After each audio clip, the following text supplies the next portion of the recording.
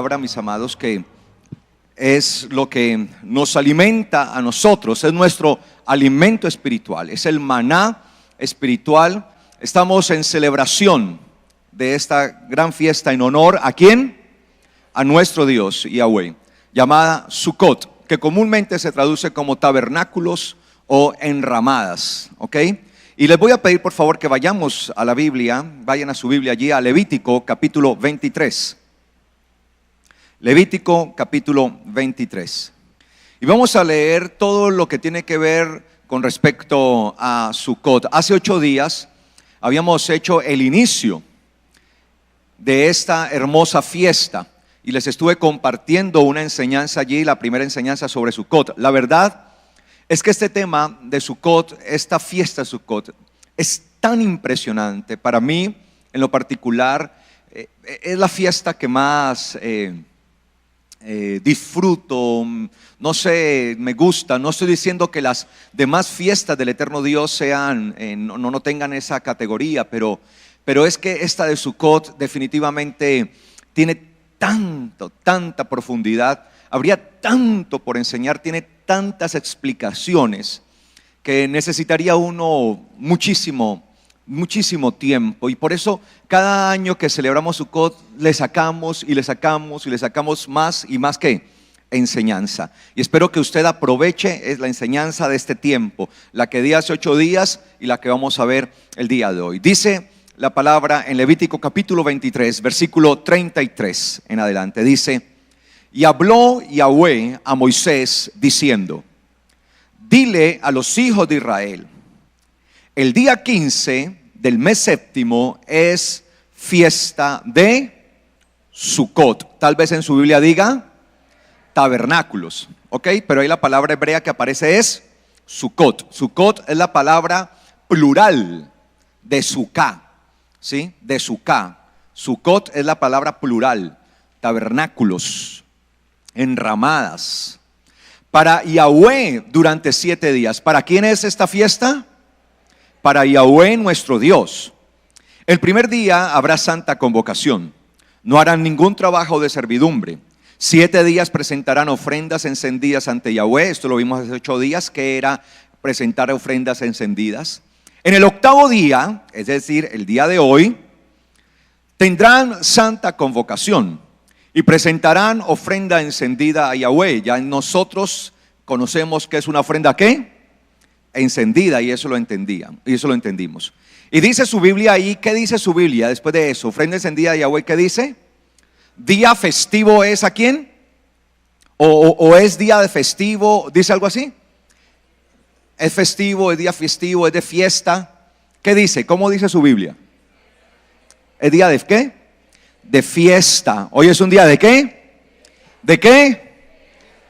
¿Día de qué? De fiesta. Y es correcto, porque la palabra que aparece allí tiene ese sentido, día de fiesta, la palabra hebrea.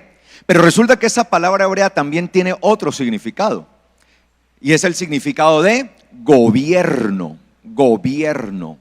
¿Sí? La misma palabra que aparece allí en idioma hebreo, que la mayoría de Biblias traducen como fiesta, que es correcto, no estoy diciendo que se hayan equivocado. Esa misma palabra también significa ¿qué? Gobierno, porque las palabras hebreas tienen varios significados. Entonces podríamos decir que es un día de fiesta, pero también es un día de ¿qué? De gobierno, ¿sí? Es un día de gobierno, pero de gobierno ¿de quién? De Yahweh. Es decir que el propósito también de Sukkot es enmarcar el tiempo del gobierno ¿de quién? De nuestro Dios. ¿A través de quién? De Yeshua. Por eso cuando Yeshua venga, todas las naciones, dice la Biblia en el profeta Zacarías en el capítulo 14, dice que todas las naciones, todas, ¿cuántas? Todas vendrán y se presentarán delante de Yahweh. Zacarías 14 dice: y les celebrarán la fiesta de Sukkot. ¿La fiesta de qué? De Sukkot. Porque esta fiesta de Sukkot, ¿sí?, tiene que ver precisamente con ¿qué? Con el gobierno. Cuando dice celebrar es reconocerle. ¿Reconocerle qué? El gobierno al eterno Dios. Entonces va a ser un tiempo de fiesta, como había en la antigüedad, que cada vez que se promulgaba a un nuevo rey, ese día era ¿de qué? De fiesta. Cada vez que se levantaba un nuevo rey, cuando se levantó rey en Israel, cuando se levantó David después de haber sido depuesto Saúl y se levantó David, ese día fue un día del nuevo gobierno, de un nuevo régimen, de un nuevo reinado, de un nuevo rey. En este caso era David, pero ese día fue ¿qué? Fiesta para Israel. No era un día de dolor, era un día de fiesta, de fiesta.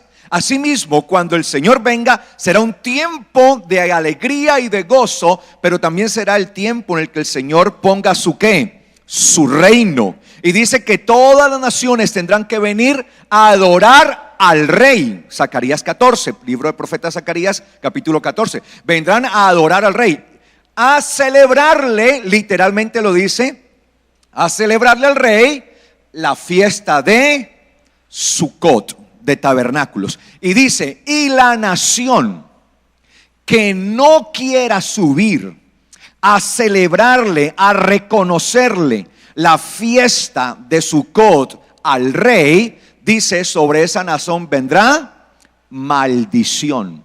Es decir, que ya no será si quieren o no quieren, les tocará.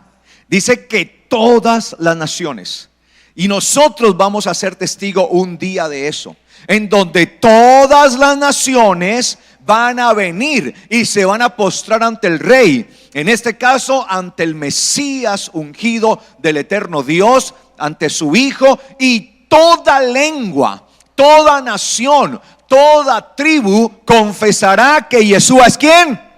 Que Yeshua es ¿quién? El Señor, para gloria de Dios Padre. ¿Cuántos dicen gloria a Dios? Todo esto es para la gloria de ¿quién?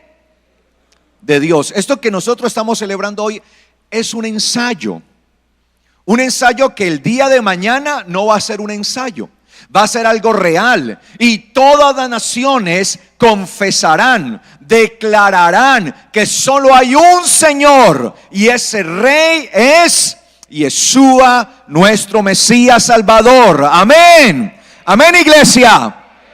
Esa es la esperanza que nosotros tenemos. Por eso la palabra que aparece ahí, yo le hago la aclaración. Aunque esa palabra signifique un tiempo festivo de alegría, esa misma palabra, sí, dentro del hebreo significa ¿qué? Gobierno, gobernar. Por eso esto está ligado al gobierno de Yeshua, cuando Él ponga su reino de gloria, su reino milenial. Y eso será cuando Yeshua regrese. ¿Cuántos están esperando la venida del Mesías? Le esperamos a Él. Por eso cada día tenemos que prepararnos para ese momento. Entonces será un día de alegría, será el día de gobierno. Y ningún trabajo, dice ahí, de servidumbre harán, de servicio harán, porque deben estar con su mente dispuesta a celebrar Sucot. Y sigue diciendo en el versículo 39, por favor vaya al 39, salte allí al 39, versículo. Dice, ciertamente el día 15 de este mes séptimo, cuando hayan recogido el fruto de la tierra, celebrarán una fiesta a Yahweh durante 7 días. El primer día será de reposo, será un tiempo dedicado al Señor. Y el octavo día también será un tiempo dedicado ¿qué? Al Señor. Desde el primer día, dice, tomarán fruto de árbol selecto, ramas de palmera, ramas de árboles frondosos y sauces del arroyo. Y durante 7 días se regocijarán en presencia de Yahweh su Dios. Celebrarán esta fiesta a Yahweh anualmente durante 7 días. En el mes séptimo celebrarán. Estatuto perpetuo será por sus generaciones. En Sucot morarán durante 7 días, ¿sí? En Sucot morarán durante 7 días.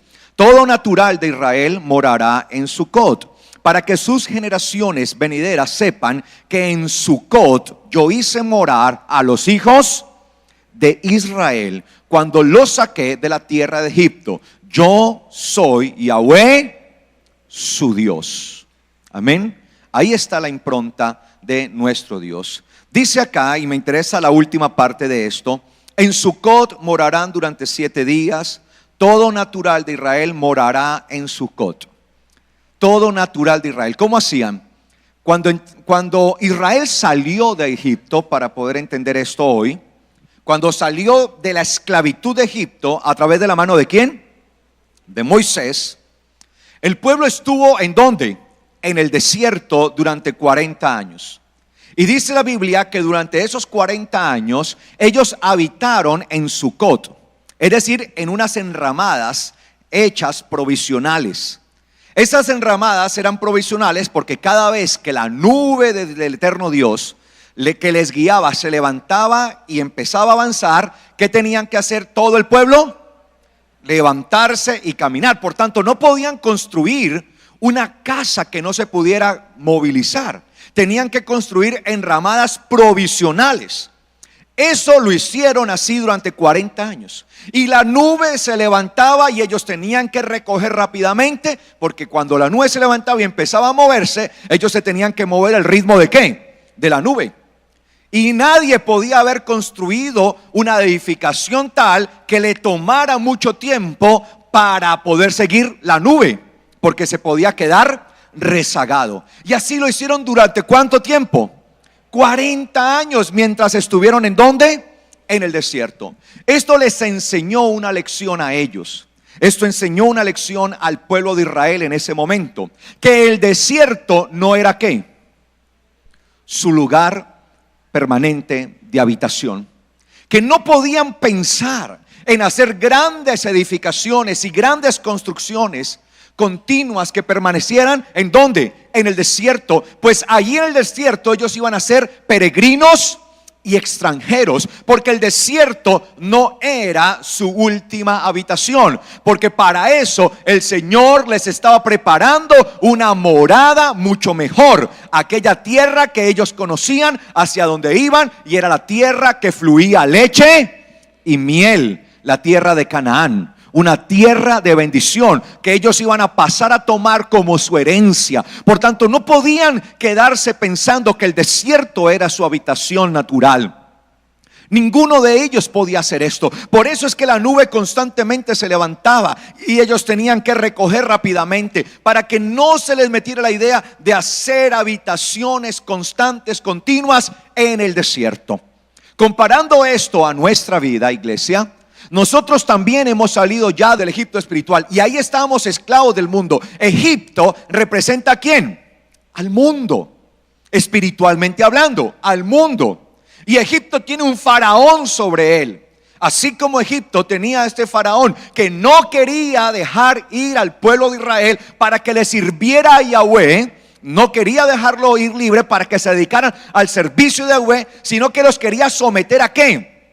A su servicio. Asimismo, el Egipto espiritual tiene un faraón sobre él, tiene un príncipe sobre él, tiene un gobernante sobre él, del cual habló Yeshua y dijo que aquel príncipe del mundo, aquel gobernante del mundo, lo dijo Yeshua, no tiene nada de él. ¿De quién estoy hablando?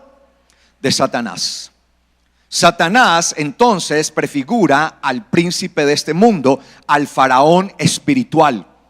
Y el propósito era que Faraón dejara ir al pueblo de Israel, como dice la escritura, deja ir a mi pueblo para que me sirva. Ya hemos visto de esto, ¿se acuerda? Días atrás yo les hablaba de esto. Para que me sirva, déjalo ir para que me sirva. Satanás no quiere dejar ir a la gente, a las almas, para que sirvan al Dios vivo, sino que queden esclavizadas a él, a este mundo. Pero nosotros, por la gloria de Dios, tenemos un Redentor, un Salvador que nos sacó de nuestro Egipto espiritual. Así como Moisés se levantó para sacar al pueblo de Israel de Egipto, el eterno Dios ha levantado un Salvador glorioso. ¿Y ese Salvador quién es? Yeshua, nuestro Señor, nuestro Mesías, Jesús. Él fue levantado y fue enviado con poder para sacarnos ¿de dónde?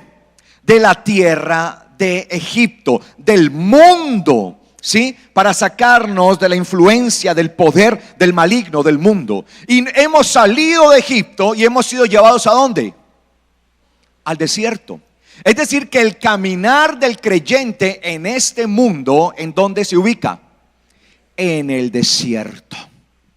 Mientras estemos en esta vida y nuestra esperanza sea Yeshua, nosotros estaremos ¿en dónde? En el desierto. ¿Cuándo pasaremos este desierto? ¿Cuándo terminará este desierto? Cuando seamos metidos, cuando entremos ¿a dónde? A la tierra prometida, es decir, al reino de los cielos. Amén. Entonces dice allí que se le dijo a Israel, al pueblo de Israel se le dijo: habitarán en Sucot. Durante todo el tiempo que iban a estar en el desierto tenían que habitar en Sucot, ¿sí? En enramadas, en unas enramadas o unos tabernáculos provisionales. Asimismo, mis amados, nosotros hoy estamos ¿en dónde? En el desierto. Y nosotros no podemos fabricar o edificar pensando que esta es nuestra morada última. Quien edifique y quien fabrique su vida, quien levante su vida, quien edifique su vida pensando que estamos en la morada última, que esta ya es la última morada, está equivocado. Esta morada es provisional. Nuestra verdadera morada está ¿en dónde? En el reino de los cielos. Y este era el propósito de Sucot. Celebrarán Sucot porque recordarán, ¿sí?, que yo hice habitar a Israel en Sucot mientras estaban ¿en dónde? En el desierto. Ahora, Israel existe como pueblo y el Señor tendrá con él y tiene con Israel su propósito profético. Pero también hay una Israel espiritual. La palabra Israel significa Dios gobernará. La palabra Israel o el nombre Israel es una expresión hebrea en futuro, que está en futuro. Dios gobernará. Israel en hebreo, Dios gobernará. Es decir, que Israel representa a aquel pueblo sobre cual el eterno Dios Yahweh va ¿a qué? A gobernar. Ese pueblo es el que ha salido de debajo del gobierno ¿de quién? Del faraón espiritual. ¿Quién es el faraón espiritual? Satanás. Porque o estamos bajo el dominio de Satanás, el gobierno de Satanás, o estamos bajo el dominio y el gobierno ¿de quién? De Yahweh nuestro Dios. Y hemos salido del gobierno de Satanás para adherirnos al pueblo ¿de quién? De Yahweh. Aquel pueblo que él está formando por medio ¿de quién? De Yeshua. Porque por medio de quién formó un pueblo el Señor. ¿Por medio de quién? De Moisés en aquel entonces. Hoy está formando un pueblo de toda nación. Yeshua está formando ese pueblo para su Padre eterno, para la gloria de Dios Padre. Y a los llamados, a los que él va rescatando del Israel espiritual, esos se van sumando hasta que quede formado un pueblo sobre el cual el eterno Dios ¿qué? Gobernará. ¿Será que nosotros estamos dispuestos a ser parte de ese pueblo sobre el cual el eterno Dios, Yahweh, creador de los cielos y la tierra, va a gobernar? ¿Seremos nosotros parte de ese pueblo? Amén. Ese es el propósito. Meternos bajo el dominio de Yahweh. Porque si no nos metemos bajo el dominio de él, quedaremos bajo el dominio de Satanás, de este mundo. El dominio de Egipto. Y yo quiero estar bajo el gobierno de lo celestial. Y este era el propósito, que recordaran que Israel, el pueblo que estaba siendo ¿qué? Formado en medio del desierto, porque recuerde que en medio del desierto el pueblo fue ¿qué? Depurado. Dice la Biblia que miles perecieron ¿en dónde? En el desierto. De hecho, hubo una sola ocasión, en un solo momento, estando Israel en medio del desierto, dice que en un solo día murieron más de 23,000. Porque el desierto lo que va haciendo es ¿qué? Depurar para que quede consolidado el pueblo que verdaderamente sirve ¿a quién? A su Dios, a Yahweh. Y aquí estamos. Y en medio del desierto, el desierto lo que sirve, el desierto sirve para eso, para depurar. El desierto es como un colador que va colando y se van colando todo lo que no es. Así es, mis amados, el desierto. Y nosotros debemos ser de los que permanezcan, no de los que perecen en el desierto. Qué triste haber salido del mundo, pero perecer ¿en dónde? en el desierto. No podemos perecer allí, tenemos que meternos allí. ¿Y quiénes no perecieron? Los que entendieron el propósito de Yahweh, los que entendieron su voluntad. Esos fueron los que no perecieron y lograron entrar a la tierra prometida. Así nosotros estamos en este desierto y el Señor está formando un pueblo que Él gobierne, un pueblo donde esté su gloria, un pueblo que haga su voluntad, un pueblo donde su luz resplandezca. Eso es lo que le está formando en medio de este desierto. El desierto forma el pueblo de Dios y nosotros estamos siendo formados. Y estamos pronto a entrar. Yo creo que ya estamos, mis amados, en el borde del desierto, vislumbrando lo que es la tierra prometida. Espiritualmente yo ya lo puedo ver, amén. Ya nos acercamos, mis amados. Ya estamos pronto viendo la tierra que se nos ha prometido. Entonces Sucot tiene para nosotros un significado grande. Entender que somos el pueblo de Dios, una nación santa, como lo dice el apóstol Pedro, un pueblo escogido para Él, un real sacerdocio para Yahweh, para su Hijo el Mesías también. Y nosotros estamos siendo formados y estamos en ese desierto. Por tanto, no nos podemos contentar con este desierto. No podemos, mis amados, contentarnos con este desierto. No podemos pensar que aquí es nuestra última morada. Por eso, si vamos a construir, si vamos a hacer morada y si vamos a atesorar algo, debemos atesorarlo ¿dónde? En el reino de los cielos. Como dijo el Señor, no hagan en este mundo, no hagan tesoros. Hagan tesoros ¿en dónde? En el reino de los cielos. Entendiendo eso, quiero que me acompañe entonces a 2 de Corintios capítulo 5. Carta del apóstol Pablo a los Corintios, capítulo 5, versículo 1 en adelante dice Pablo en su escritura: porque sabemos que si nuestra casa terrenal, ¿nuestra qué?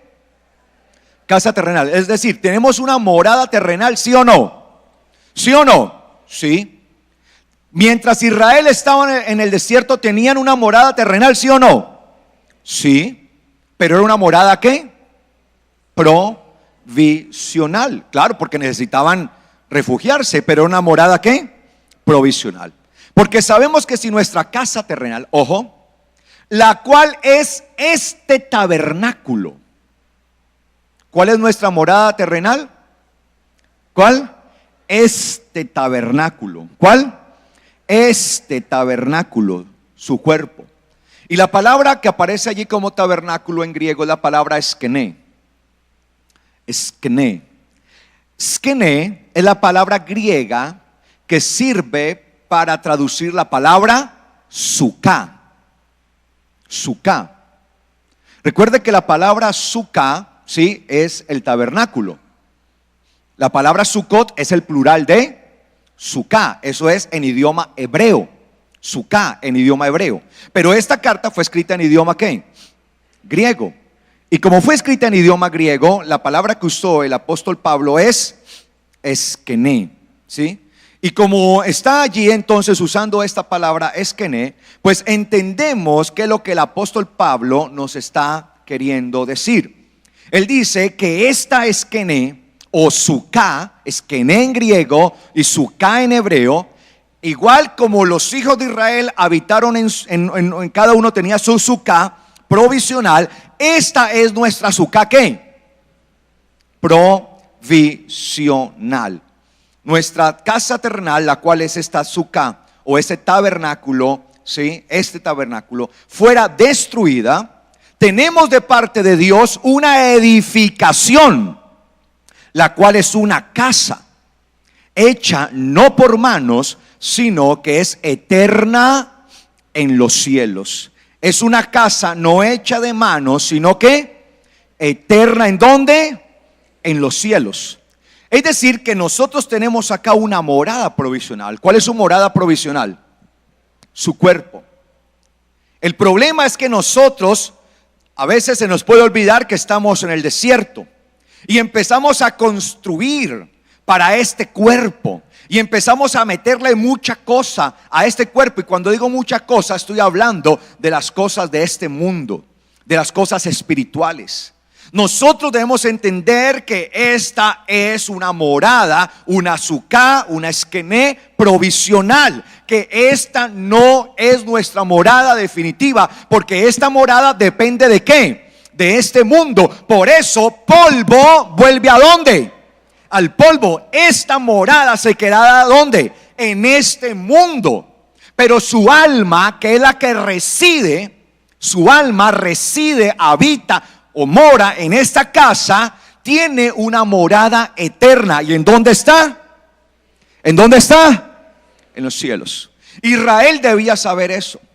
Israel debía saber que mientras habitaban en Sucot, eso era provisional, porque ellos ya tenían una morada gloriosa que iba a ser en la tierra prometida. Así nosotros sabemos que esta es nuestra morada, pero no podemos servir a esta morada. No podemos entregarnos totalmente a esta morada, olvidando la morada celestial. Nosotros estamos llamados, por tanto, mis amados, a entender esta verdad. Y dice acá que tenemos una morada no hecha por manos, sino que es eterna. ¿En dónde? En los cielos. ¿Dónde está su verdadera morada? ¿Dónde está su verdadera morada? La cual es ¿qué? Eterna, a diferencia de esta que es pasajera. Y dice acá versículos 2: y estando así, gemimos, anhelando ser revestidos de nuestra casa celestial. Y estando así, en esta morada, en esta suká, gemimos, anhelando ser revestidos de nuestra casa celestial, es decir, de la nueva morada, la morada espiritual, el cuerpo que el Señor nos va a dar, ese cuerpo glorioso y espiritual conforme a su imagen. Y dice acá: y siendo investidos de esa morada celestial, no seremos hallados desnudos. Si somos investidos de lo espiritual, de lo celestial, no vamos a ser hallados ¿qué? Desnudos. Subraye la palabra desnudos, por favor. Dice el versículo 4: porque los que aún estamos en este tabernáculo, gemimos con angustia, por cuanto no queremos estar desvestidos. Claro, mientras estamos en este tabernáculo, no podemos quedarnos pensando que este es nuestro tabernáculo definitivo. Y dice acá: por cuanto no queremos estar desvestidos, sino que revestidos, para que lo mortal sea ¿qué? Absorbido. ¿Por qué? Por la vida. Esto que va a morir, ¿sí?, sea transformado para vida. ¿Cuántos quieren tener vida en el Señor? Y dice acá: y el que nos destinó a eso mismo es Dios, quien nos dio las arras del Espíritu, la garantía, las garantías del Espíritu. Es decir, que el Espíritu es la garantía que cada uno de nosotros tenemos de ser revestidos de la nueva morada, la morada espiritual. Así que estamos confiados siempre, sabiendo que mientras estemos presentes en este cuerpo, es decir, este tabernáculo, estamos ausentes del Señor. Sí, mientras estemos acá, estamos ausentes del Señor. Por lo cual vivimos por fe y no por vista. Por tanto, mientras estamos ausentes del Señor por estar en este cuerpo, ¿cómo debemos vivir? ¿Por qué? ¿Por qué? Por fe. Es decir, usted no se puede dejar guiar por sus sentidos, por la vista, por las cosas de este mundo. No se puede dejar llevar por sus sentimientos, por lo que usted quiere, no, por sus emociones. No se puede dejar llevar por sus sentidos o sentimientos. No, usted se tiene que dejar guiar. ¿Por qué? Por fe. Porque mientras estamos aquí tenemos que creer que Él nos va a dar una morada celestial. Eso le pasó a Israel. Mientras iban al desierto, ellos no estaban viendo la morada donde iban a ir, no estaban viendo la tierra prometida, pero sabían y entendían por fe que iban a ser llevados a una tierra que el eterno Dios les había dicho que fluía leche y miel. Y recuerda que un día Moisés mandó a unos espías, los cuales trajeron ¿qué? Los frutos, la demostración. Mire, esa tierra realmente es ¿qué? Es buena, mire los frutos. Asimismo, Yeshua vino a darnos testimonio de cómo es la tierra prometida para nosotros. Él es el testimonio, Él vino, Él mismo es el fruto que se mostró. Él mismo vino a darse como fruto. Él mismo se mostró y dijo: mire, yo soy el fruto de esa tierra. Mírenme, es real esa tierra. Eso que ustedes aún no ven, porque no lo pueden hacer mientras estén en este cuerpo, en esta suká, como no lo pueden hacer. Yo soy el testimonio. Miren, les vengo a dar testimonio de que es verdad. Por eso nosotros no nos guiamos por la vista, nos guiamos por la fe. ¿Me estoy dando a entender? Ok, y dice acá: por esto, o por eso estamos confiados. La confianza proviene a través del ver o a través de la fe. La confianza proviene por el ver o por la fe. Por la fe. La confianza proviene por la fe. Por eso estamos confiados. Aunque preferíamos más, dice Pablo, preferiríamos más salir del cuerpo y estar junto al Señor. Yo también. Yo ya no quisiera estar acá. Y no porque esté harto de esta vida, y no porque estoy tan mal en este mundo que mejor quiero que el Señor me lleve, o porque me está yendo mal, o porque estoy enfermo. No, es porque cuando uno empieza a entender la gloria de lo que hay allá, ya nada le satisface a uno en este mundo. Pero mientras el Señor nos dé vida en este mundo, tenemos que agradarlo a Él en este mundo. Y dice acá: por eso estamos confiados, aunque preferiríamos más salir del cuerpo y estar junto al Señor. Eso es lo que quería Pablo. Por lo cual también procuremos, sea que estemos presentes ante el Señor o ausentes, serle a Él agradables. ¿Cómo debemos ser ante Yahweh, nuestro Dios? Agradables. Nosotros debemos ser una ofrenda agradable. Y yo les expliqué hace 8 días a ustedes lo que significa ser ofrenda encendida o la ofrenda agradable al Señor, ¿cierto? Hace 8 días lo vimos.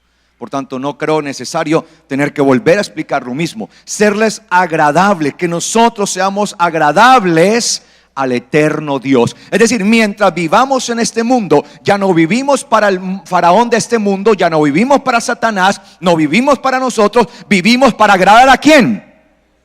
Al eterno Padre Celestial, a través de su Hijo, nuestro Mesías. Entonces yo les dije a ustedes que tuvieran allí en cuenta y que resaltaran ¿qué? Desnudos. ¿Por qué? Porque Pablo dice que hasta que no seamos nosotros revestidos de nuestra casa celestial, ¿sí? Si no somos investidos de esa casa celestial, seremos hallados como desnudos. Ahora bien, en Génesis capítulo 2, versículo 25, dice: y estaban ambos desnudos, Adán y su mujer, y no se avergonzaban. Mire, ¿cómo estaban Adán y Eva? Desnudos. ¿Pero qué? Pero no se avergonzaban. ¿Y por qué no se avergonzaban? Porque aunque se encontraban desnudos, la gloria de Dios estaba ¿qué? Sobre ellos. Por eso no se avergonzaban, porque era el mismo Dios quien estaba sobre ellos, cubriéndolos, revistiéndolos. Porque obviamente ellos eran carne, y al ser carne, pues estaban bajo la condición humana, esa condición de la que fueron hechos. Pero aunque estaban desnudos, no se avergonzaban. Y no se avergonzaban porque hasta ese momento estaban sometidos ¿a qué?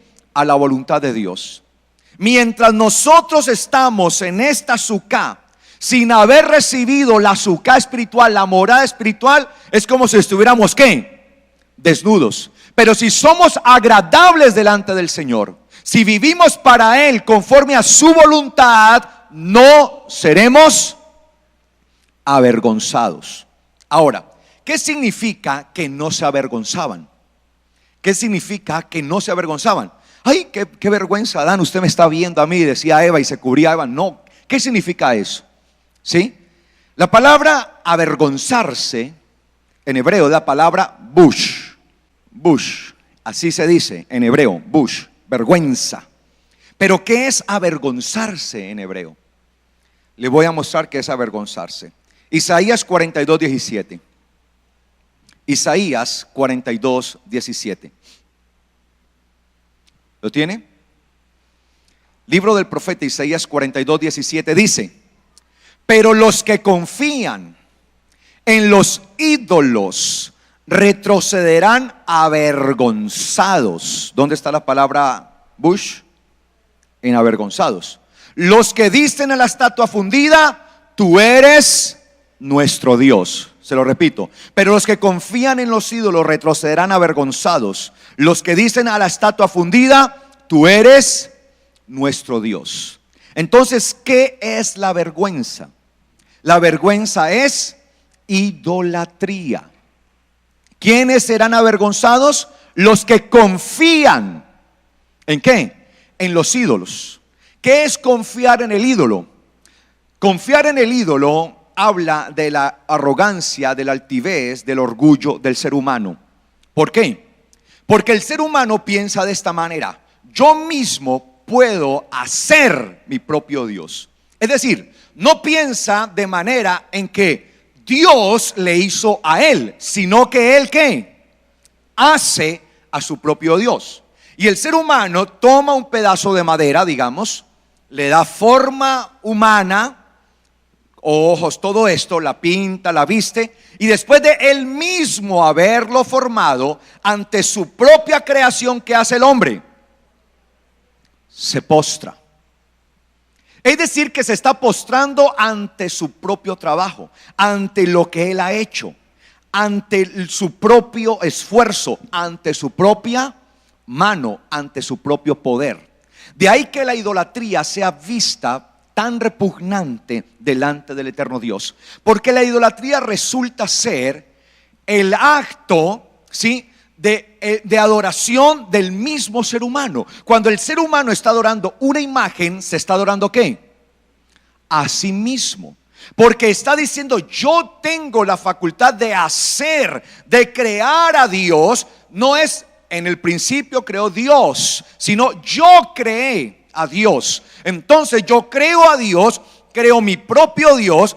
Y en ese crearlo, en ese hacerlo, entonces yo mismo me entrego. Y me estoy entregando, por tanto, a la arrogancia. Me estoy entregando al reconocimiento ¿de qué? De sí mismo.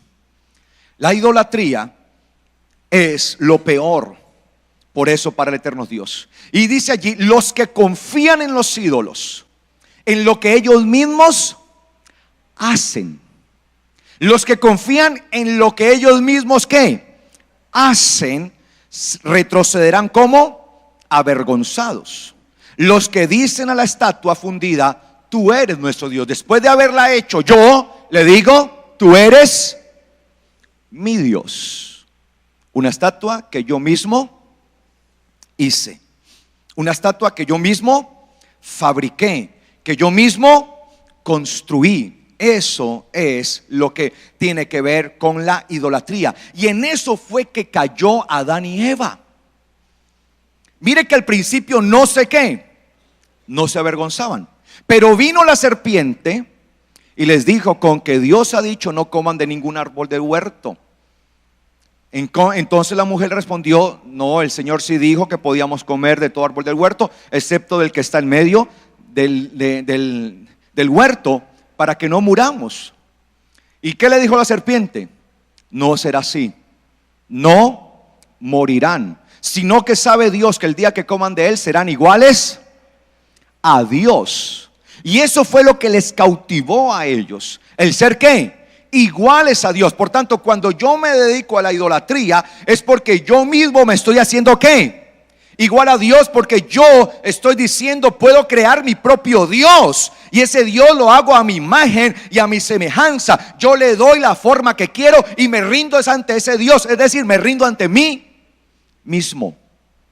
Y por eso, después de que pecaron, dice la Biblia que ellos se les abrieron los ojos, el entendimiento, y entendieron que estaban ¿qué? Desnudos. para vergüenza, porque habían activado su idolatría. Y dice entonces, allí en Génesis capítulo 3, versículo 7, entonces fueron abiertos los ojos de ambos. Génesis 3:7. Y conocieron que estaban ¿qué? Desnudos. Antes no, ahora sí. Porque se habían entregado a su propia ¿qué? Idolatría, el afán de ser como Dios. Y dice acá, se encontraron desnudos. Entonces cosieron hojas de higuera y se hicieron vestidos. Ellos mismos intentaron cubrir su desnudez. Dice que se encontraron como desnudos. Desnudos. La palabra desnudos o la palabra desnudo es la palabra arom. Arom. Arom en hebreo. Esta palabra arom viene de la palabra o de la raíz hebrea aram, que significa esterilidad, ser estéril. ¿Ser cómo? Estéril. Es decir, que estar desnudo es estar en una posición en la que no se da fruto, no se produce, no se da ningún tipo de fruto. La palabra desnudo en hebreo, arom, viene de la raíz aram, que significa esterilidad. Estar estéril, ser estéril. Es decir, y alguien estéril no puede dar ¿qué? Ningún tipo de fruto. Eso fue lo que pasó con Adán y con Eva. Quedaron en una situación espiritual de esterilidad, de muerte. Y por eso Pablo dice que nosotros no estamos para ser hallados como desnudos, sino poder ser revestidos del Señor. Y a eso hemos sido llamados. Y mientras estamos en esta suca, no estamos vestidos de la gloria de Dios. Pero no significa que por eso estemos desnudos en vergüenza. Porque la gloria de Dios es la que está sobre nosotros, cubriendo nuestra desnudez. Amén. Hasta que logremos llegar a nuestra tierra prometida y poder tener la nueva morada celestial. No sé si me estoy dando a entender. ¿Sí estoy siendo claro? ¿Sí vamos bien? Entonces, la palabra arom significa ser estéril. Pero ojo con esto. Dice acá, entonces cosieron, o se hicieron, para ellos cosieron hojas de higuera y se hicieron delantales. Mire que ellos intentaron cubrir con su propia mano ¿qué? La desnudez. Sin embargo, cuando el Señor los busca, dice la palabra que Él tuvo que tomar, ¿sí? Hacer sobre ellos y cubrir sus pieles, cubrir su piel desnuda. Tuvo que tomar y hacerles el mismo Señor, fabricarles a ellos una vestidura, porque el hombre por sí mismo no se puede cubrir. Ellos ya se habían cubierto, ¿sí o no? ¿Y por qué el Señor luego los cubre? Porque el hombre es insuficiente para cubrir su propia desnudez. Solamente el Señor es el que puede cubrir nuestra propia desnudez. Amén, iglesia. Amén, iglesia. Entonces sigue diciendo aquí, en el capítulo 3, versículo 1, vamos a ver algo. Dice, pero la serpiente era astuta, 3:1 de Génesis. ¿La serpiente era qué? Astuta. Mire que la serpiente era astuta más que todos ¿qué? Los animales del campo que Yahweh Dios había hecho. ¿Cómo se dice astucia en hebreo? O la palabra que se tradujo allí como astuta. La palabra que aparece ahí como astuto, ¿cómo se traduce? O cómo se dice en hebreo, arum. Ojo, arum. ¿Cómo se dice desnudo? Arom. ¿Cómo se dice astuto? Arum. Desnudo, arom. Astuta, arum en hebreo. Y ambas palabras, arom, desnudo, y astuta o astuto, arum, vienen de la misma raíz, aram. Es decir, que el significado tanto de desnudo como de astuto tiene que ver con la raíz, aram, ser estéril. Y dice que esa era la condición de la serpiente, ¿sí? Astuta, es decir, la misma serpiente estaba en su propia desnudez. desnudez, en su propia vergüenza. Y lo que hizo la serpiente fue transmitirle esa vergüenza al hombre. Y esa vergüenza es esterilidad.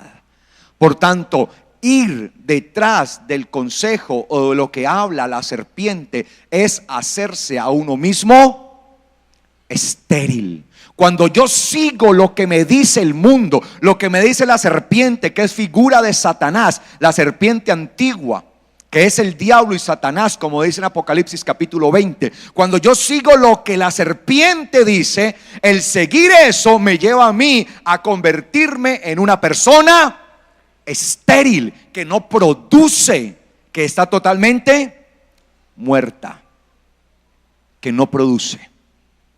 No sé si me estoy dando a entender. Y usted había visto esto. Astuto, arum, desnudo, arom, de la misma raíz, aram. Por eso es tan necesario poder estudiar las escrituras, entendiendo el idioma en el que fueron escritas, para entender la relación de todo lo que está sucediendo allí. Y esa vergüenza viene como resultado de nuestra idolatría. Y la idolatría tiene que ver con ese reemplazar nosotros mismos ¿a quién? A Dios. Porque cuando yo hago un ídolo, lo que estoy haciendo es reemplazar por mi propia mano al eterno Dios.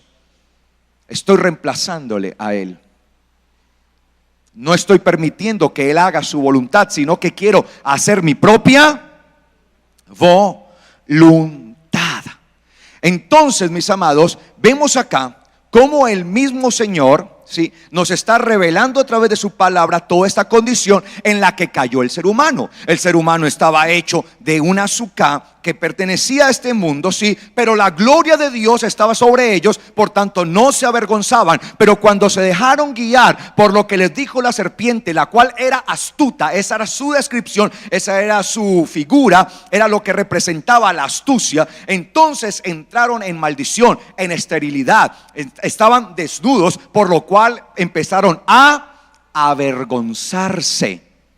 Mientras estamos en esta suká, si nosotros levantamos nuestra idolatría, nos levantamos nosotros mismos y vivimos por las cosas de este mundo y nos dejamos llevar por lo que nos dice el mundo, nos dice la serpiente, pues vamos a estar como desnudos, en vergüenza. Porque lo único que se va a levantar es nuestro propio yo, nuestro propio ego, nuestra altivez, nuestra arrogancia, nuestro orgullo. Pero cuando nos sometemos a Dios, Él toma esta suká que es provisional y en la cual aparentemente estamos desnudos, y nos cubre para que no estemos en vergüenza. El problema del hombre es que quiere cubrirse a sí mismo. Se cubre. Eso muestra su propia mano. Eso muestra su propia fuerza. Porque el hombre no quiere reconocer que depende de quién, de Dios. Y mientras el hombre intente a sí mismo cubrirse, seguirá en vergüenza. Porque el único que nos puede cubrir es el eterno Dios. Mientras vivamos en esta suká, permitamos que su gloria, que su espíritu, que su Hijo Yeshua nos cubra. Por eso nosotros entendemos eso, que Él ha venido a cubrir multitud de pecados. Él es quien nos cubre y no seremos hallados en vergüenza. Ahora bien, mis amados, vayamos, y les quiero seguir mostrando aquí, a Lucas capítulo 16, versículo 9. Estuve analizando este texto desde su parte griega y cómo está compuesto, ¿sí? Y entendí qué era lo que quería decir el Señor mucho más allá. Porque cada vez que nosotros nos preocupamos por saber la escritura, vamos a poder entender bien. Dice acá Lucas 16:9. Permítame, yo le leo una versión de las que hay comúnmente. Voy a leer la versión popular, Reina Valera. Hablando el Señor Yeshua dijo: y yo os digo, estoy leyendo la versión del 60 de Reina Valera. Y yo os digo, ganad amigos por medio de las riquezas injustas, para que cuando éstas falten, os reciban en las moradas eternas. ¿En dónde? Y la palabra que aparece allí como morada es la palabra eskené. Y la palabra eskené es la palabra griega que corresponde a la palabra hebrea suká, morada eterna. Mire, ¿dónde vamos a ser recibidos un día nosotros? En las moradas, ¿qué? Eternas. Obviamente, al leer esto que dice allí, puede ser que no se entienda muy bien, porque pareciera como que el Señor dice: ganen amigos por medio de las riquezas injustas. Y pareciera que el Señor nos manda a ganar amigos haciendo las riquezas, ¿qué? Injustas. ¿Será que el Señor está pidiendo que nosotros hagamos amigos por medio de las riquezas injustas? ¿Qué significa esto? Bueno, escuche bien esta traducción que yo les voy a hacer acá. Dice acá, y esta traducción lo hago entendiendo la parte gramatical que hay allí. Y dentro de este texto, ese versículo, en el texto griego hay una palabra clave que es la palabra jotán. Y la palabra griega, jotán, es una hipótesis. Como cuando uno dice: ¿y qué sucediera si tal cosa? Entonces lo que el Señor hace al usar la palabra griega jotán es una hipótesis. Una hipótesis.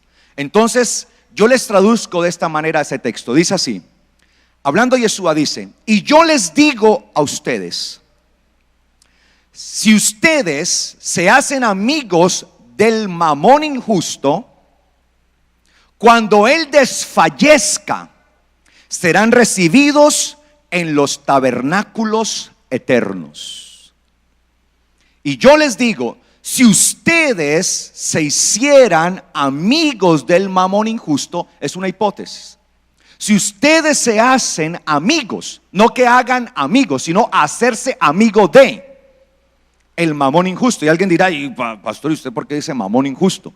Porque la palabra que aparece allí es la palabra mamón, que no es una palabra griega, pero que Lucas la usó. A pesar de que él está escribiendo en un idioma griego, él la usó. Y esa palabra, que no es griega, es una palabra que viene del arameo. Arameo, ¿sí? Y esta palabra del arameo, que viene del arameo, mamón, del arameo, significa riqueza. ¿Significa qué? Riqueza. Solamente que el mamón, escúcheme bien, dentro de la mentalidad hebrea, aunque viene del arameo, porque recuerde que tanto el idioma hebreo y arameo son semíticos, son idiomas o familias lingüísticas que vienen de la misma región, ¿sí? Son lenguas semíticas. Esta palabra aramea, ¿sí? Mamón, se entiende como el mayor poder que hay en el mundo. El mayor poder que hay en el mundo. Claro, y es que si nosotros nos ponemos a ver, para la gente, ¿cuál es el más grande poder del mundo? El dinero. Hay gente que dice: el dinero todo lo puede. El dinero compra conciencias, el dinero pone presidentes, quita presidentes. Mire lo que ha sucedido estos días con estos hombres que han dado de baja, Megateo y el tal Pi Harvey, y han estado mostrando todo el prontuario de ellos. Este hombre Pi Harvey, qué cosa tan fea, ¿no? Ese alias, tenía relojes, ¿sí? Mostraban uno que está evaluado como en 230 millones de pesos. Y varios así, y tenía una cantidad de cosas, lo mismo Megateo y todo esto. Porque el hombre quiere esto, para el hombre ese es el poder y se afana. El hombre se afana por tener las riquezas y llenarse de riquezas. Entonces el Señor hace una metáfora, ¿sí? Pone una comparación con ese poder tan tremendo. Y dice: si ustedes, una cuestión hipotética, si ustedes se hicieran amigos del mamón o de las riquezas injustas, cuando estas riquezas, desfallezcan, serán recibidos en los tabernáculos eternos. Es decir, ¿cuándo podemos ser recibidos en los tabernáculos eternos? En la Suká eterna. ¿Cuándo? Cuando muera toda influencia injusta de este mundo en nuestra vida. Por eso nosotros estamos llamados a ser ¿qué? justos, y esto lo vamos a ver ahora. Porque el justo será quien habite las moradas eternas. Un injusto no puede llegar a la morada eterna. Y por eso Yeshua les dice allí: solo hasta que desfallezcan, en pocas palabras, solo hasta que mueran, aquel mamón mueran ustedes, aquellas riquezas injustas mueran en ustedes, aquella influencia de este mundo que hay sobre ustedes, hasta que eso no muera, no desfallezca, ustedes no podrán entrar en los tabernáculos eternos. ¿Dice su Biblia tabernáculo eterno? ¿Cómo dice? O morada eterna. Pero la palabra que aparece ahí es la palabra eskené, que es la palabra para suká. Quiero que aclarar eso, porque no aparece la palabra oikos para casa o morada, la palabra griega, sino que aparece la palabra eskené, que habla literalmente de una suká. ¿Listo? En griego. Y sigue diciendo él en el versículo 10: el que es fiel en lo muy poco, el que es fiel en lo muy poco, también será fiel en lo mucho. ¿Qué es ser fiel en lo muy poco? No dejarse contaminar de lo injusto de este mundo. Aquí estamos, este mundo es lo muy poco. Y si yo permanezco fiel a Dios, estando en esto que es ¿qué? Muy poco. Este mundo es lo que muy poco. Si yo permanezco fiel a Dios, estando en lo muy poco, podré ser puesto ¿dónde? En lo mucho. Allá, las moradas eternas. Por eso dice: el que es fiel en lo muy poco, también será fiel en lo mucho. Y el que en lo muy poco es infiel, el que ante estas cosas de este mundo se deja deslumbrar y se deja llevar por las cosas de este mundo, habitando en esta suká provisional, se deja llevar por las cosas de este mundo y piensa que esta suká es su última morada, está siendo infiel en este mundo que es lo muy poco. Por tanto, no podrá ser puesto ¿dónde? En lo mucho, porque ahí también será ¿qué? Infiel. Porque si usted no puede administrar 1,000 pesos, ¿cómo va a poder administrar 1,000,000? Y si no puede administrar 1,000,000, ¿cómo va a poder administrar 100 millones? Y si no puede administrar 100 millones, ¿cómo va a administrar 1,000 millones? Se vuelve loco. ¿Sí? Usted no ve que la gente, a medida que va teniendo plata, hay algunos que se van volviendo locos. Megateo, Big Harvey, ahí están. Se volvieron locos estos narcotraficantes que dieron de baja en esta semana. Se van volviendo, y mientras más dinero, más y más y más, se van volviendo locos. Lucas 6, 16, 11 dice: así que si en el mamón injusto, ya saben qué es mamón, ¿cierto?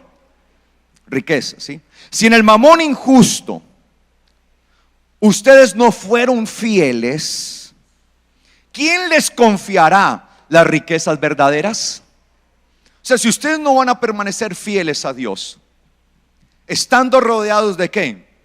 De todo este poder que nos rodea, que es injusto, porque este sistema no está bajo el gobierno de Dios aún, sino bajo el gobierno y el poder ¿de quién? De Satanás.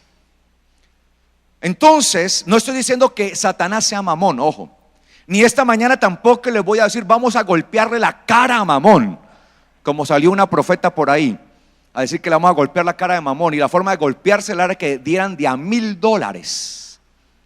Wow, qué forma tan tremenda de golpearle la cara a Mamón.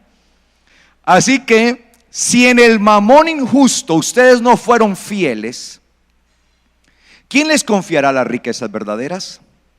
Y si en lo ajeno no fueron fieles, pregunta: ¿esta suká les pertenece a ustedes? ¿Es de nosotros? ¿Esta suká es de nosotros?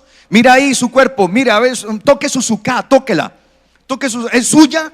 ¿Es para su deleite, su propósito, su placer? No, esta suká pertenece a este mundo, no le pertenece a usted. Y si en lo ajeno no fueron fieles, ¿quién les dará lo propio? Esta suká, al ser provisional, no es propia, Un día vamos a tener la azúcar propia, porque esa va a ser por la eternidad. Mientras esto sea provisional, no es nuestro, no nos pertenece. Un día vamos a tener lo propio, pero si no somos fieles a Dios en esta azúcar, que ni siquiera nos pertenece, sino que nos entregamos a la construcción de esta azúcar en los placeres y nos despachamos en nuestro pecado y en las cosas de nosotros mismos y levantamos nuestros propios ídolos, ídolos tras ídolos, y hacemos eso, ¿cómo se nos va a confiar una azúcar mayor? ¿Una azúcar propia? Dice la palabra: ningún siervo puede servir a dos señores, porque usted termina siendo esclavo o siervo de las cosas de este mundo, de este poder, o del poder de los cielos. Ningún siervo puede servir a dos señores, porque aborrecerá al uno y amará al otro, o será leal al uno y menospreciará al otro. No pueden servir a Dios y a Mamón. Y los fariseos, que eran amigos del dinero, oían todas estas cosas y lo ridiculizaban. Porque esto no lo puede entender alguien que tenga su mirada en las cosas de este mundo. Porque para la gente que tiene su mirada en las cosas de este mundo, todo lo que nosotros decimos, hablamos y actuamos es algo ridículo. Los fariseos, que eran la clase religiosa, mientras Yeshua enseñaba esta verdad, ellos ¿qué hacían? Lo ridiculizaban. Bobadas que habla este tipo. Qué estupidez. ¿Quién dijo esto?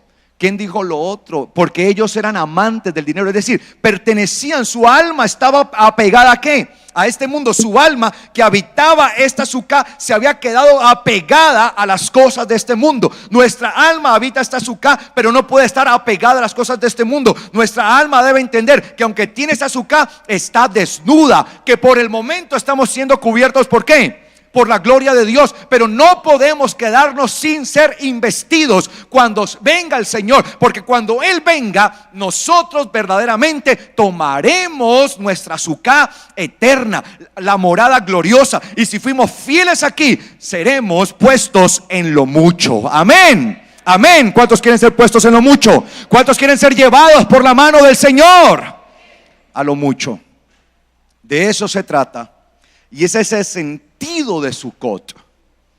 Que entendamos que mientras estamos en el desierto somos extranjeros y peregrinos.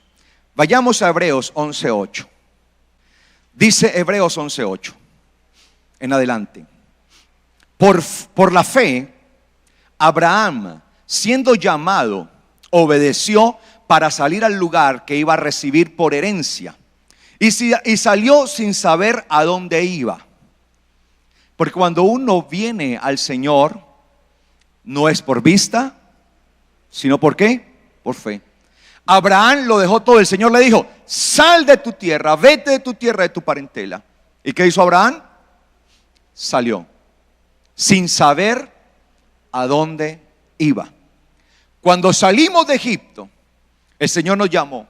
Y aunque no conocemos cómo es el lugar a donde vamos, estamos seguros que seremos llevados a un lugar eterno de bendición y poder. Amén. Amén, iglesia. Por eso es que Abraham es el padre de la fe.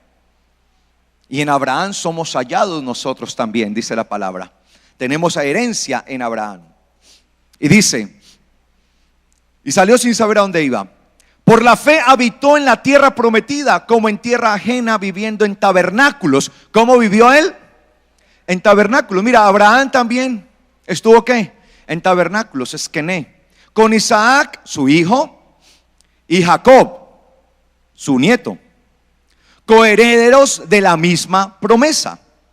Porque ¿qué esperaba Abraham?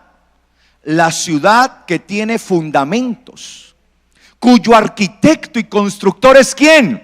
Dios. Abraham esperaba llegar a una morada que no fuera hecha por manos de hombre, sino por un arquitecto. el arquitecto y constructor de gloria, el mismo Dios.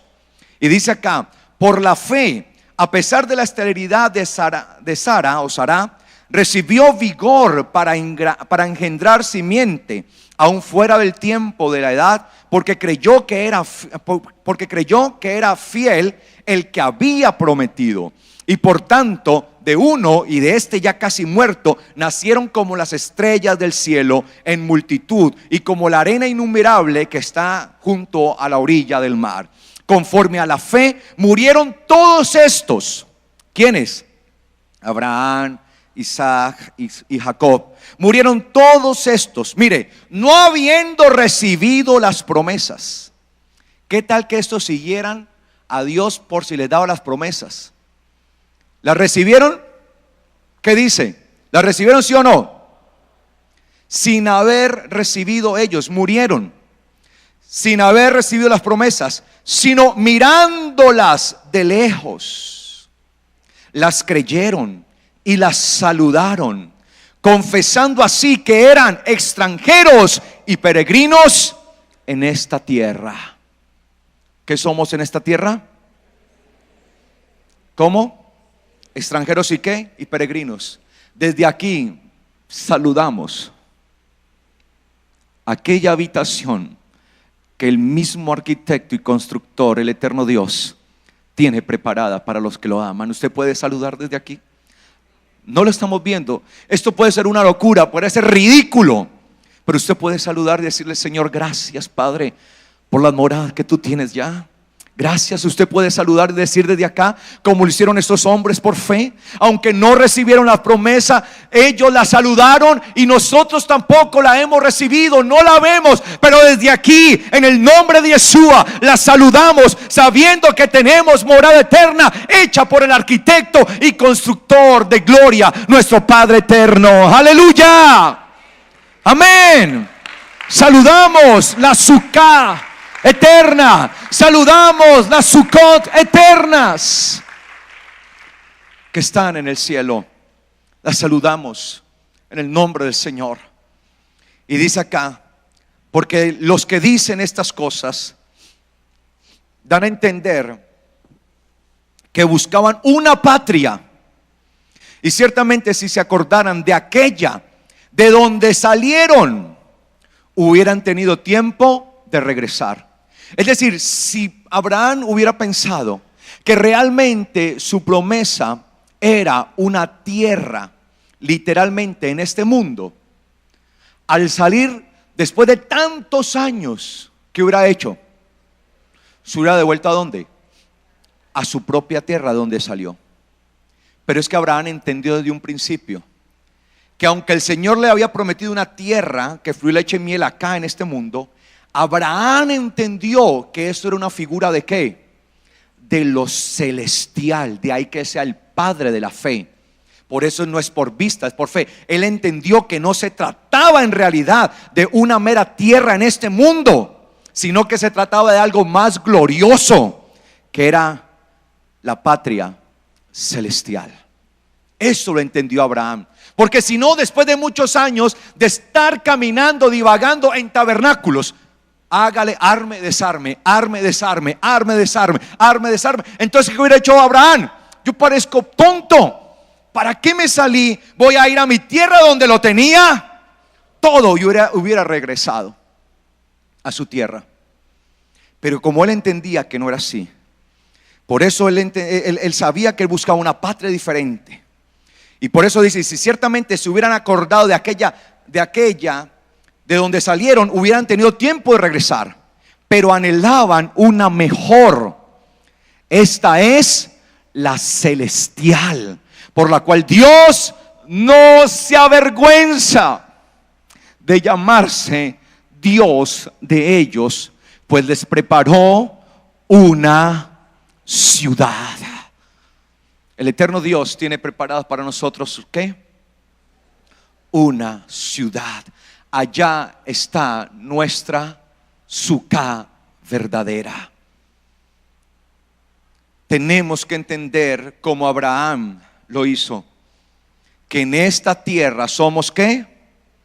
extranjeros y peregrinos, que habitamos en un tabernáculo que es provisional, que no me puedo contentar con este tabernáculo pensando que es el último, que ya no hay más después de él, y empezar a vivir para este tabernáculo únicamente. No. Entiendo que hoy mi alma reposa y reside en este tabernáculo, y que por la gloria de Dios no estoy desnudo, pero que un día seré revestido de la gloria de Dios y seré vestido de aquella morada no hecha de manos, sino construida por el arquitecto y constructor de gloria, nuestro Padre eterno. Ese es el significado de Sukkot. Por eso, qué lástima que la gente no entienda el propósito de las fiestas. Son para Yahweh. La gente piensa que las fiestas son para judaizar. ¿Qué tiene esto de judaizante? Qué lástima. Porque lo que hacen las fiestas es prepararnos cada día en conciencia, en entendimiento de lo que el eterno Dios tiene para nosotros. Y hoy estamos celebrando fiesta de Sukkot a nuestro Dios, diciéndole a Él que mientras vivamos en esta Sukkah, no descansaremos hasta llegar a la Sukkah de gloria. Que nos comprometeremos a vivir para Él, no en vergüenza, sino bajo la gloria de Él, no levantándonos nuestros propios ídolos, sino sometiéndonos a su voluntad. De eso se trata. Por eso entendemos, mis amados, lo que el Señor dice en Isaías. Vaya a Isaías capítulo 4, por favor, versículo 4 en adelante dice, Isaías 4:4 dice, ¿lo tiene? Dice: cuando Adonai lave la suciedad de las hijas de Sión y limpie la sangre derramada dentro de Jerusalén con un viento justiciero, con soplo devastador. Versículo 5. Yahweh creará, ojo, después de todo esto, dice, Yahweh ¿qué? Creará en todo el lugar del monte Sión, que esto también en la Biblia habla de la Sión ¿qué? Espiritual, celestial. Todo esto nosotros lo tenemos que entender dentro del entendimiento espiritual, celestial. No estamos hablando de un monte aquí que se encuentra en Israel. Yahweh creará en todo lugar del monte Sión. Y los que se reúnen en asamblea, un día seremos llamados a ser reunidos por el Señor en la Sión celestial. La Biblia habla de eso, de la Sión celestial. Un día seremos convocados, mikra. Recuerde que la palabra mikra significa ¿qué? Convocación, pero también significa ¿qué? Ensayo, que es lo que nosotros estamos haciendo. Pero un día dejará de ser un ensayo para hacer una verdadera ¿qué? Convocación. Y seremos convocados a la Sión celestial. A la Sión celestial. Seremos convocados allí, a Sión celestial. Y dice acá, y los que se reúnen en asamblea, Yahweh creará en todo el lugar del monte Sión, y los que se reúnen en asamblea, una nube de humo en el día y de fuego llameante en la noche. Y sobre todos habrá una jupá de gloria. ¿Habrá una qué? ¿Una qué? Jupá de gloria. La jupá en hebreo era la morada nupcial que el varón había preparado para meter ahí a quién, a su amada, cuando la tomaba para sí, y la llevaban para fundirse con ella y ser uno solo. Eso es jupá. Por eso cuando dice salga de su cámara el novio y de su tálamo la novia, la palabra tálamo que han traducido ahí, tálamo es la palabra jupá en hebreo, ¿no? Jupá. Porque la jupá era la habitación reservada para la noche o para el momento nupcial en el que se unía la mujer a su hombre. Entonces dice acá, ¿sí? Que habrá una ¿qué? Una jupá de gloria. Es decir, cuando el Señor lleve ¿a quién? A su iglesia, a su amada. Porque Él es el novio, Yeshua es el novio. Nosotros somos la novia. Y un día nos tomará y seremos ¿qué? Uno. Por eso la Biblia dice: dejará el hombre a su padre y a su madre y se unirá a su mujer y serán una sola carne. Nosotros con Yeshua seremos ¿qué? Un solo espíritu. Nos fundiremos en Yeshua. Un solo espíritu. Entonces dice acá, dice la palabra, y sobre todos habrá una jupá de gloria, que será una suká de sombra contra el calor. Es decir, la jupá nupcial, donde el novio lleva ¿a quién? A la novia, será constituida en una ¿qué? Suká. La jupá será constituida en una ¿qué? Suká. ¿Me estoy dando a entender o es muy complicado cuando les hablo en estos términos? ¿Sí me estoy dando a entender, iglesia? Amén. Entonces la jupá de amoríos, donde se funden para ser uno, será constituida ¿en qué? En suká, en una habitación de sombra contra el calor, de refugio en la tormenta y de resguardo contra el aguacero. Es decir, que allí será resguardada la iglesia. Cuando el Señor mismo venga y nos dé los cuerpos espirituales, nuestra alma salga de este cuerpo y nos dé los cuerpos espirituales, nos podremos fundir con el Señor. Seremos llevados a una jupá celestial, la cual se constituirá para nosotros en nuestra morada. La misma jupá, la habitación nupcial, se volverá en nuestra propia morada eterna. Por esto dice: y estaremos para siempre con el Señor. Y una suká en donde Él mismo nos resguardará por medio de ella. ¿Sí? Nos resguardará y será sombra contra el calor, refugio en la tormenta y resguardo contra el aguacero. Son formas literarias que se usan precisamente cuando empieza un aguacero, cuando hay un calor terrible, insoportable. ¿Usted qué busca? Busca un refugio. Y eso es lo que está mostrando, ¿sí? Es nuestro refugio, va a ser nuestro refugio. El Señor va a tomar nuestra vida para meternos en su refugio, en su misma gloria. Amén. Si me hago entender, iglesia, allí estaremos. El Señor mismo nos pondrá en esa grande bendición, en esa grande gloria. Por eso dice Salmo 27:5. Salmo 27:5, por favor, abra su Biblia en Salmo 27:5. ¿Lo tiene? Salmo 27:5 dice: porque Él mismo,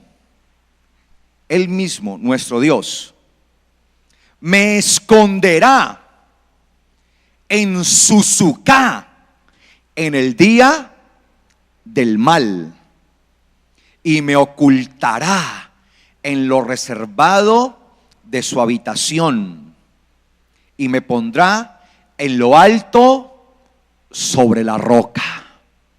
¿En dónde está nuestra suká? ¿Dónde está la suká del Señor a la cual seremos llevados? ¿Sobre quién? ¿Sobre quién? Sobre la roca. ¿Y quién es la roca? ¿Quién es la roca? ¿Quién es la roca? Nuestro Yeshua, nuestro Mesías. Yeshua, nuestro Mesías, el Salvador, nuestro Cristo, nuestro Mesías. Él es la roca.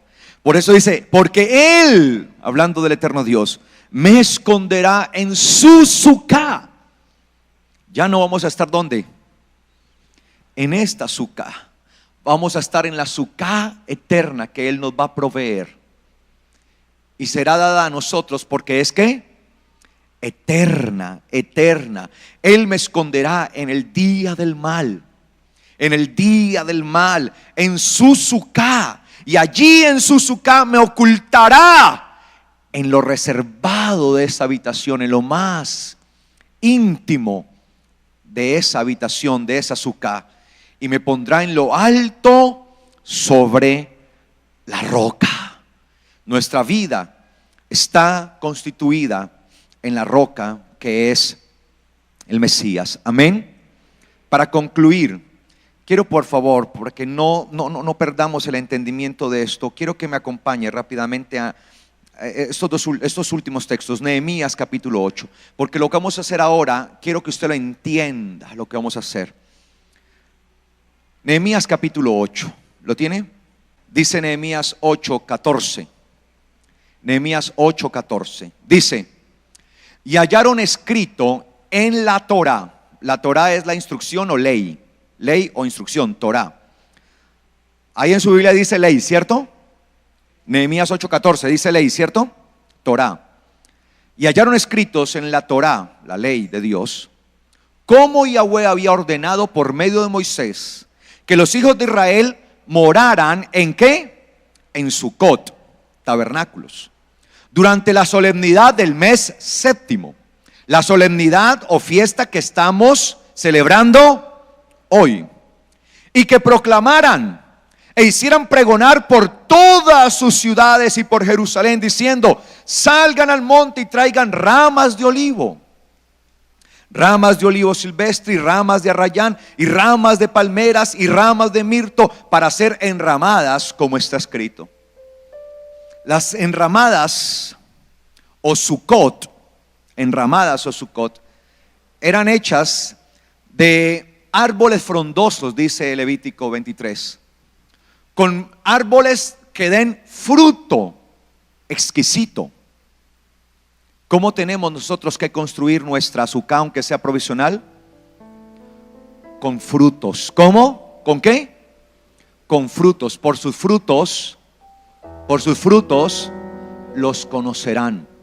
Nuestra sucá no la construimos basándonos en las cosas de este mundo, sino que aunque es provisional, la construimos a base de ¿qué? De frutos. Levíticos capítulo 23 lo dice, ¿no? Y traerán ramas de hojas de los árboles que dan frutos exquisitos. Nosotros estamos llamados para dar ¿qué? ¿Para dar qué? Fruto. Y dice también que se usaban ramas de palmeras. Tal vez la rama de palmera es la rama más significativa con la que se construían las sucot, las ramas de palmeras. Y eso tiene una implicación muy linda. Lo vamos a ver ahora. Nehemías 8:16 dice: salió pues el pueblo y trajeron y se hicieron sucot, tabernáculos, cada uno sobre sus terrados y en sus atrios. Creo que su Biblia dice patios. La palabra patios que aparece allí en su Biblia, patio, ¿lo tiene? Es la palabra hatzerot. Téngala en cuenta, hatzerot, patios. De hatzer, patio.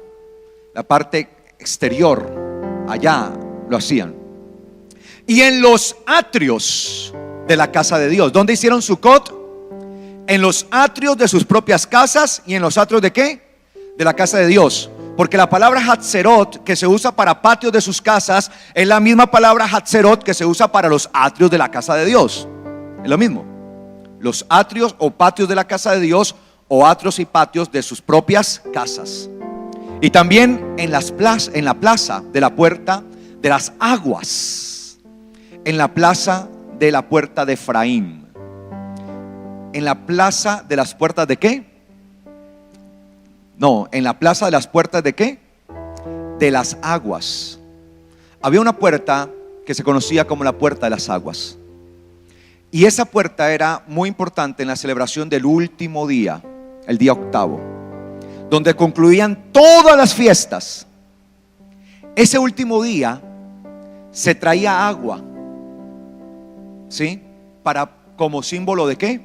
De purificación. Y se traían de allá, de la entrada de donde se encontraban los pozos, de donde se encontraban las aguas que sostenían al pueblo porque un pueblo sin agua no puede vivir. Y desde a partir de Nehemías, a partir de esto, se traían baldados de agua y se hacían ritos de purificación en el entendimiento de lo que el pueblo tenía que hacer, purificarse. Por eso cuando Yeshua, dice la Biblia, llegado el último día de la gran fiesta, de la de Sucot, se levantó Yeshua y exclamó a gran voz diciendo: el que tenga sed, venga a mí y beba, que de su interior correrán ríos de aguas vivas. Y esto lo dijo con respecto al espíritu que habían de recibir. Yeshua dijo esto en el momento que los sacerdotes, el último día, acostumbraban desde la puerta de la entrada, de la entrada de la puerta de las aguas, ¿sí?, de donde traían las aguas. Cuando los sacerdotes estaban trayendo las aguas, Yeshua dijo: vengan a mí y beban. Mire que Yeshua usaba todo esto para dar significado de lo que era Él. Y de su interior correrán ríos de agua viva. ¿Qué estaba diciendo Él? Yo soy el agua de vida. Ya no traigan más agua de allá. ¿Quieren agua de vida? Vengan a mí, está diciendo Yeshua. Mire todo esto tan hermoso cuando uno entiende todo esto. Él no criticó, Él dijo: ¿para qué traen agua? Judaizantes esto. No, Él dijo: yo soy el agua. Yo soy el agua. Entonces en la plaza y las puertas en la plaza de la puerta de las aguas y en la plaza de la puerta de Efraín, y toda la congregación de los que habían retornado del cautiverio hicieron Sucot y moraron en la Sucot, cosa que los hijos de Israel no habían hecho desde los días de Josué. Mire, habían pasado varios siglos sin que hicieran Sucot, desde los días de Josué hijo de Nun, y hubo gran alegría. Este es un tiempo de ¿qué? ¿Un tiempo de qué? De gran alegría. Y diariamente, mire lo que hacía el pueblo, y diariamente leían en el rollo de la ley de Dios, de la Torá de Dios, desde el primer día hasta el último. E hicieron la fiesta durante 7 días. Y el 8º día hubo gran asamblea conforme a la ordenanza. Hoy es el 8º día. Hoy es el día en que se está trayendo ¿qué? El agua. Y hoy retumban nuevamente las palabras de nuestro maestro Mesías, que dicen: vengan a mí. Vengan a mí todos los que están sedientos y beban. Yo soy la fuente de agua viva, y el que de mí bebe no tendrá sed jamás, y de su interior fluirán ríos de agua de vida. ¿Quiere tener ríos de agua de vida? Venga Yeshua, vamos hacia Él. Entonces mire que hacían esto en los atrios o en los patios. ¿Dónde hacían la azúcar? ¿Dónde hacían la azúcar? En el patio. La armaban durante esos días, la armaban con palmeras y la adornaban con frutos, y habitaban allí para recordar que Israel había caminado durante 40 años en el desierto. Y durante los 40 años habitaron ¿en dónde? En Sucot, que era una vivienda ¿qué? Provisional. Pero escuche bien esto y vamos terminando. Salmo 92:12. Qué hermosa palabra esta. Salmo 92:12 dice, Salmo 92:12 y versículo 13 dice: el justo, ¿quién? El justo como palmera florecerá y crecerá como árbol en el Líbano. El justo como palmera. La palmera es lo que se usaba para hacer Sucot. Florecerá y crecerá como árbol en el Líbano. Ojo, versículo 13. Injertados en la casa de Yahweh Florecerán ¿en dónde? ¿En dónde? Hatzerot, los atrios. En los atrios de nuestro Dios. En los atrios de nuestro Dios. La palabra injertado, ahí en su Biblia dice injertado, plantado. La palabra plantado, injertado, es la palabra hebrea shatal. Shatal. Esta palabra significa literalmente significa trasplantar, reubicar. Es cuando yo tomo una planta y la saco de una matera para pasarla ¿a qué? A otra. El justo como palmera crecerá y florecerá. ¿Y será qué? Trasplantado de esta sucá que tenemos en este atrio, en estos patios de este mundo, para ser llevados ¿a dónde? ¿A dónde? A los atrios o a los patios de la casa ¿de quién? De Dios. Porque en los patios, en los atrios era que se hacía ¿qué? La sucá. Es decir, que nosotros vamos a ser trasplantados de esta sucá a la sucá de gloria, hecha en los mismos atrios de Dios, los mismos atrios de Él. Pero ¿quién será trasplantado? ¿Quién será trasplantado? El justo, no el que se amoldó a este mundo de injusticia, el mamón injusto, como lo leíamos ahora, sino ¿quién? El justo, el que fue fiel a Dios, que no se dejó llevar por las cosas de este mundo, que por más que el mundo, vino el aguacero, vino la tormenta, vino el sol, cosas de este mundo vinieron, no lo aniquilaron, sino que se mantuvo firme. La palabra tamar, palmera. La palabra tamar en hebreo, palmera, significa estar firme, sin declinación. Firme, firme. Y el justo es como ¿qué? Como la palmera, debe permanecer ¿qué? Firme ante las cosas de este mundo. No se deja mover por las cosas de este mundo. Como palmera florecerá, como palmera florecerá, permanecerá firme, firme. Las cosas de este mundo, injustas de este mundo, no le tocarán. No se dejará llevar por las cosas de este mundo. Permanecerá fiel a Dios. Y si permanece firme y fiel a Dios, entonces será puesto en lo mucho. ¿Será qué? Trasplantado, reubicado. Pasaremos de estar en esta sucá terrenal que se deshace para ser llevados a una edificación hecha no de mano humana, sino por el arquitecto y constructor. Él ha hecho una sucá en sus atrios que servirá como morada definitiva. ¿Para quién?